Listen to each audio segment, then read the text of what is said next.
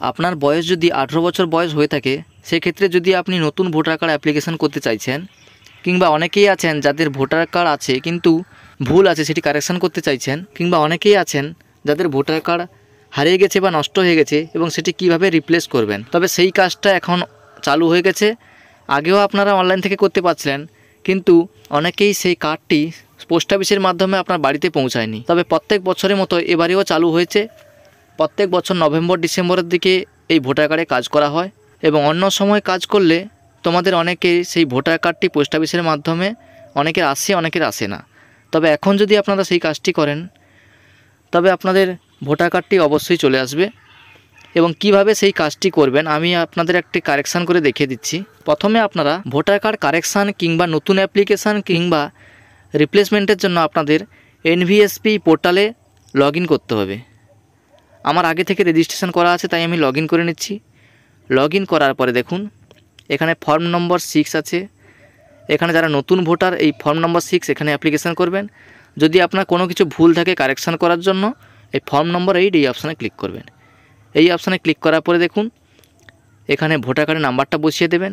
যদি নিজের হয় তাহলে সেলফ করবেন, অন্য কারোর হলে আদার্স করবেন। ভোটার কার্ড নাম্বারটা বসিয়ে দেওয়ার পর সাবমিট এই অপশানে ক্লিক করবেন। সাবমিট অপশানে ক্লিক করার পরে দেখুন এখানে ভোটার কার্ড অনুযায়ী এখানে নাম এবং গার্ডিয়ানের নেমটা এখানে দেখে নেবেন। দেখার পরে ওকে এই অপশানে ক্লিক করবেন। এরপর দেখুন এখানে 4টি অপশান আছে। প্রথম অপশানটা আছে শিফট করার জন্য।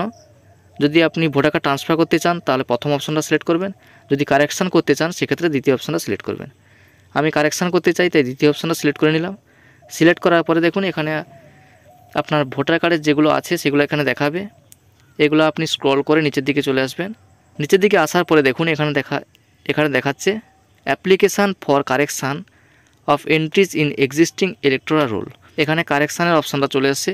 আপনি কি কি কারেকশান করতে চাইছেন, নাম, gender, date of birth, relation type, relative name, address, mobile number, photo, এগুলো আপনি কারেকশান করতে পারবেন। এবং উপরে লেখা আছে দেখুন ম্যাক্সিমাম 4টি কারেকশান একসঙ্গে করতে পারবেন। আমি এখানে রিলেটিভ নেম এটা কারেকশান করে দেখিয়ে দিচ্ছি। রিলেটিভ নেম এই অপশানটা সিলেক্ট করার পরে রিলেটিভ নেমটা এখানে লিখে দেবেন। তারপরে সার নেমের ঘরে টাইটেলটা লিখে দেবেন। এখানে আপনি আইডেন্টি প্রুফ হিসেবে যে কোনো একটা ডকুমেন্টস সিলেক্ট করে নেবেন। দেখুন অনেক ডকুমেন্টস আছে, যদি এগুলো না থাকে সেক্ষেত্রে এনি আদার্স ডকুমেন্টস এই নামটা সিলেক্ট করবেন। তারপরে আপনার ডকুমেন্টসের নামটা লিখে দেবেন। এখানে আপনি কোন ডকুমেন্টসটা দিচ্ছেন। দেওয়ার পরে আপলোড রিলেশন নেম প্রুফ হিসেবে আপনি যে ডকুমেন্টসটা এখানে প্রুফ হিসেবে আপলোড করতে চাইছেন সেটা এখানে আপলোড করে দেবেন। আপলোড করে দেওয়ার পরে দেখুন এখানে নামগুলো লেখার পরে ইয়েস নো একটা অপশান আসবে। এখানে আপনি ইয়েস করলে অটোমেটিক বাংলায় লেখা হয়ে যাবে। যদি কোনো কিছু বাংলা স্পেলিং যদি ভুল হয়ে থাকে সেক্ষেত্রে আপনি এই কিবোর্ড এই অপশানে ক্লিক করে আপনি বাংলা স্পেলিংটা ম্যানুয়ালভাবে লিখে দিতে পারবেন। লেখার পরে আপনি পেজটাকে স্ক্রল করবেন। এরপরে আপনি নেক্সট এই অপশানে ক্লিক করবেন।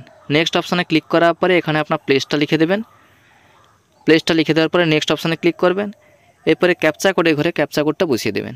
ক্যাপচা কোডটা বসিয়ে দেওয়ার পরে প্রিভিউ অ্যান্ড সাবমিট এই অপশানে ক্লিক করবেন। প্রিভিউ অ্যান্ড সাবমিট এই অপশানে ক্লিক করার পরে আপনি যে ফর্মটা ফিল আপ করেছেন সেগুলো প্রিভিউ হিসেবে দেখতে পাবেন। সমস্ত কিছু চেক করার পরে নিচের দিকে দেখুন সাবমিট অপশান আছে। এই সাবমিট অপশানে ক্লিক করে দেবেন। Are you sure you want to submit this form, এখানে আপনি ইয়েস করে দেবেন। ইয়েস করার পরে ফর্মটা সাবমিট হয়ে যাবে এবং আপনি একটা রেফারেন্স নাম্বার পেয়ে যাবেন। ডাউনলোড অ্যাকনোলেজমেন্ট এই অপশানে ক্লিক করে আপনি সেই ফর্মটা ডাউনলোড করে নিতে পারবেন।